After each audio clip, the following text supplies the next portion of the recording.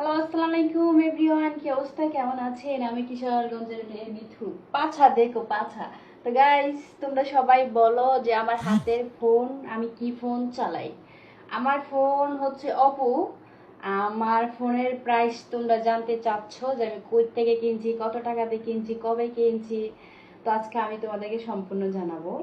আমার ফোন আমি কিনছি ময়মনসিং হালুয়াঘাট থেকে।